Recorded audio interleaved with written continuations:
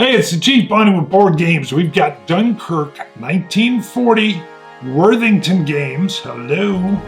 And this is a fog of war extravaganza.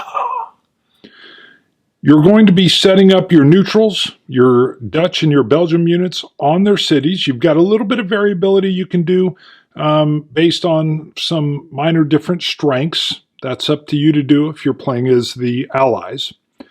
Same goes with the different army groups. So the 7th, the 1st, the 9th, the 2nd, your reserve units, and your British Expeditionary Force.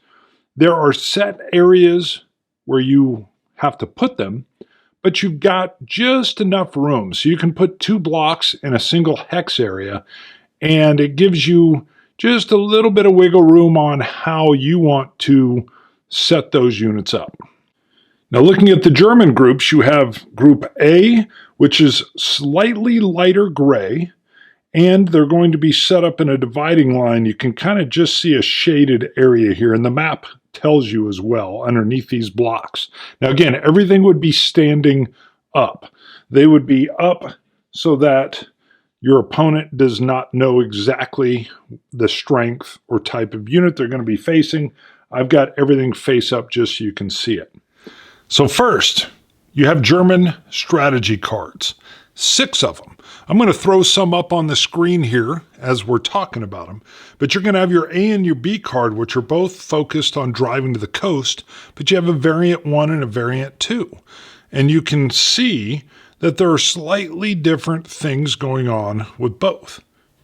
Then you've got divide and conquer, both a C and a D card, also a variant 1 and a variant 2 with slightly different things, just to give your opponent a little bit of doubt on what exactly are you going for. And then on to Paris. So you're striking straight at Paris as the German. Again, your E and your F cards, variants 1 and 2. So you can see on a very large strategic level, you've got the fog of war. What exactly is the German command staff? What's their angle? What are they trying to do? What is your purpose as you set up your blocks and invade?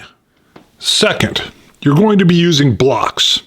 Anybody that's played a block game knows that by having the blocks standing up, I currently have them all face up so that everybody can see what they are. But by having blocks, your opponent doesn't know 3 hexes over what that unit is.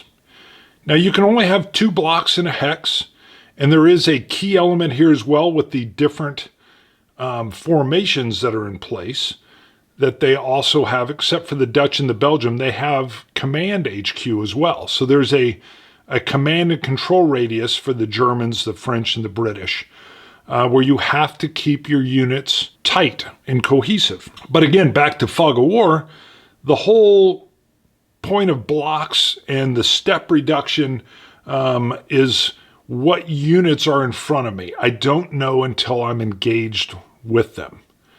Beautiful way to simulate that combat lack of knowledge. Third, the system uses chit pull. Yeah, I said chit. Big emphasis on the ch. You will be putting units into a bag. They're overall command units. So the Germans begin, because it's a surprise attack, with 2. So they're even going to get to take some extra turns. And later on, all right, the Allies are even going to get extra units to go into the bag based on a game turn order. And the selection, the blind selection from a cup, an opaque cup, or from a bag will determine the order in which the units will take actions. And finally, you have an allied set of a deck of cards and an Axis or German deck of cards displayed here in setup. You also will have your supreme headquarters for the French and the German, which will allow you to do some special things, which we'll talk about briefly later. But these cards, which I'll zoom in, or maybe I'll throw some photos up now. Let's do that. Let's throw some photos up now. The cards are two-sided. So each card has two different things you can do. Once you use a card, you can't get it back. So again, you're stuck with some difficult choices, I love. And you're also faced with, do you go for that historic event? So just brief discussion on the command radius for the different nationalities. So the French and British units each have a HQ, and their command radius is 2. So that includes their own hex, and then their command can extend out 2 more hexes. The Germans have 3. The neutrals don't have any headquarters. They're in their base cities. It's as if they're always in command. But this is another key aspect, because if you start to move and you don't keep your headquarters unit and the units they're in control of cohesively tied together, they fall out of command.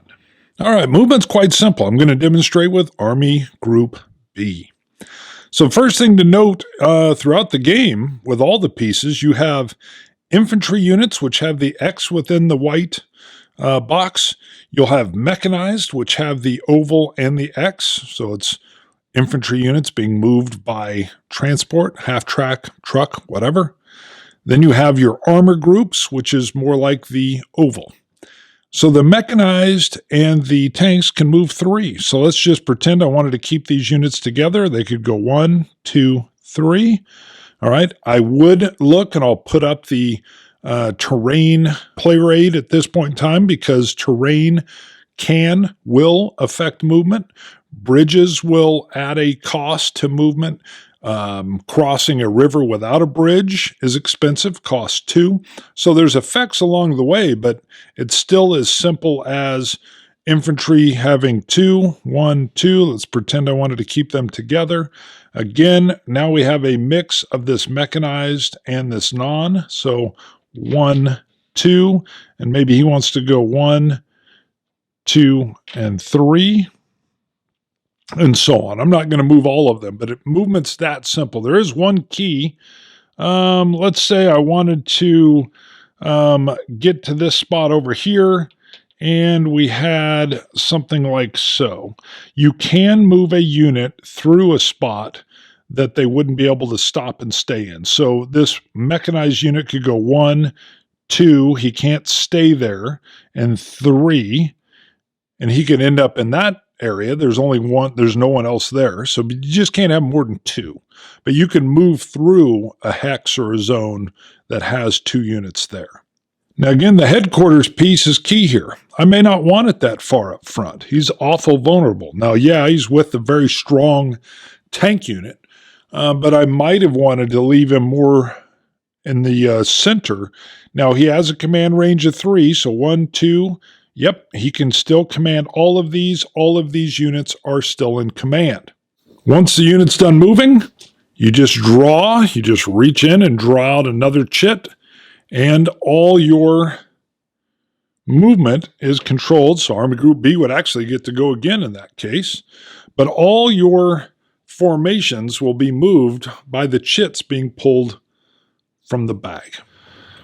All right, we're going to walk through a combat.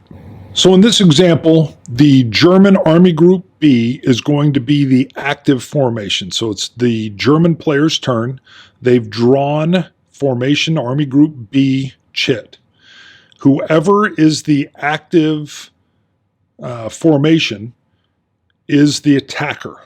These units could have been in place, and there might be a battle going back and forth. But again, the Germans in this case are going to be the attacker, making the French the defender. I'm going to bring up the terrain chart off to the side here. And again, we're using a clear hex so that it's a little simpler, but you can even see, looking at the other entries, how things change and differ based on the terrain. So in this case, in a clear terrain, we have a sequence of battle, and that is armor, then mechanized, and then infantry. Now, the defender will usually go first. But in this case, there is no pure French armor unit. So that German unit is going to get to attack first. And it's what they're going to be doing is first rolling the number of die per the step that they are at. So you can see that armored unit is at step 3. There is no step 4 here. It's at its max. It can roll 3 die. You only have 2 10-sided dice. The 0 is a 10. And then the number I need to roll is the number listed or lower. So all I need is a 5 or less in order to hit. So if I roll off, all right, I've got a 4 as I shade, and it moves to 6. It did say 4, and a 2. All right, but that's fine. And I would roll one more, and let's just pretend it was that 6 that showed up. So I've rolled 3 times. I needed a 5, 4, 3, 2, or 1.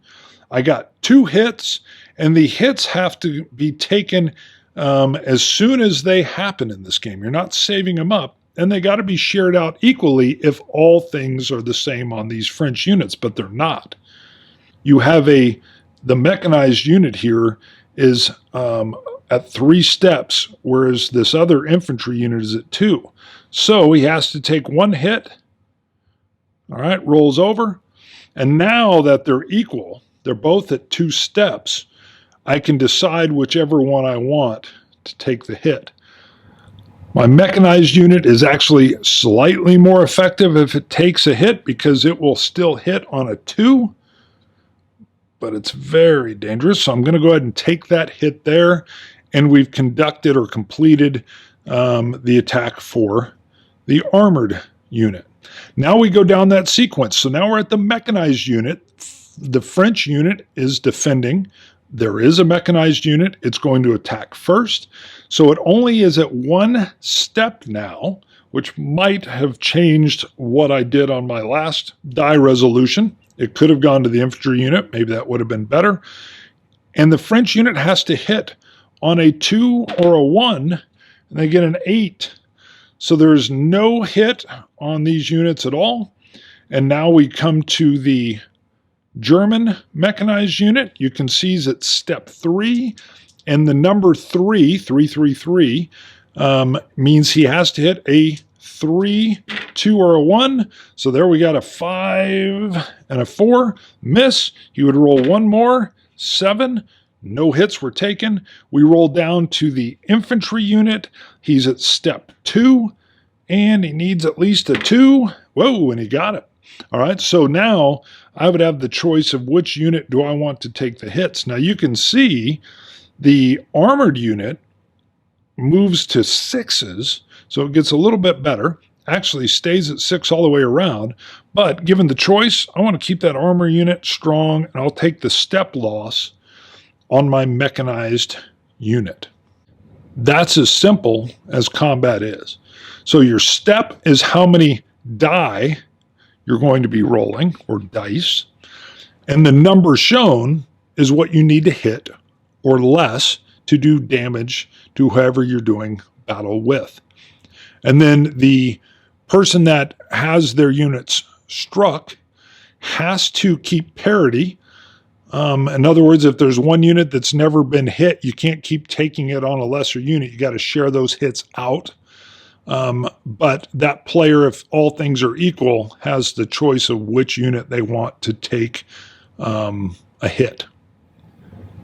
Now, the full combat procedure, it breaks it down where you can have cards played on you that'll initiate an airstrike or an artillery strike before the roll-offs even happen. There can be a second round of battling if you use your strategic headquarters. You crank it over a step if you've got it, and you can take a second round. But there can't be a third. So briefly, I'm going to bring on these strategic headquarters units. Now, there's some caveats to everything I'm going to tell you here, but I want to let you know what they do. So if I were to use my strategic headquarters and rotate it a step, I could do that second round of combat that we talked about when I was explaining this, kind of take that second bite at the apple. I could use it, as I explained in the movement area, I think I did, if I had a unit that is part of an active formation, but he's out of command, I could use my out of command movement from my strategic headquarters and get that unit its full movement allowance, hopefully get it back into command. I could do a strategic movement. It allows a unit to move 4 hexes. There's all kinds of caveats that can't be used going through enemy hexes to take forts and such. You can use headquarters to bring in reserves, which allows a block to come back on the board, a non-formation headquarters block to come back on the board. Does not apply to the British Expeditionary Force, or you can buy another battle card. All right, Dunkirk 1940. First of all, is review copy. Designer Doug Bryant, thank you. He'd said Worthington had told him they were going to send it, and they did. I would like to see the designer's name somewhere, anywhere on the box, rules. They've got great design notes. Talks about all the decision levers that are in place, and boy, are they in place. So, you may not enjoy the game if you don't like the fog of war chaos. I love it. I don't like perfect God type information. Oh, there's an armored unit over there. Watch out. I don't like that as much. The different strategic goal cards. I've already explained them to you. Love it. You don't know exactly what the Germans are planning, what is going on. And even if you start to get a hint, there's 2 variants. So even then you're a little bit off and out. I love blocks, step losses, the way you can simply resolve how a unit takes attrition over time and how you can bluff with blocks or pull blocks out, kind of get them lost in the mix if they've taken some damage and you don't want to lose them. Love all that. Again, if you don't like block games, this one's, I don't think, going to change your mind. If you like the block step system, you're in a sweet spot here. The cards. I love these cards. I love the visual layout. I love the colors, these plums for the events, these greens and kind of gunmetal blues for the battle. The fact that there's 2 things on one card, it just feels like options. The text is tight and concise. The airstrikes use the same step system. So this airstrike is for the Germans, and it's 2 6s. You're rolling 2 dice, 6 or less. Beautiful. No muss, no fuss. Same as the blocks. I really like these cards. The rule book was a little bit, it's only 12 pages, but it seemed like things were just a little scattered or a little bit jammed in together. And I personally have gotten spoiled with a lot of breakout photos of the pieces on the board and how, if someone's brand new to blocks and step losses, that's all there. I think they'll get it. Again, this is really a straightforward game. But for example, like I play a lot of different games in movement. I couldn't remember. I was in and out of this game and playing some other stuff and doing a review on another one. And I started thinking, well, do mech and armor both move 3? If I remember right, infantry moves 2. Let me go confirm all this. I couldn't find it under movement. I found it in the front of the rule book under unit type. Okay, but the first line in movement would have been great, but whatever. Again, it's 12 pages. Didn't take me long to find it. And again, part of that's me being spoiled.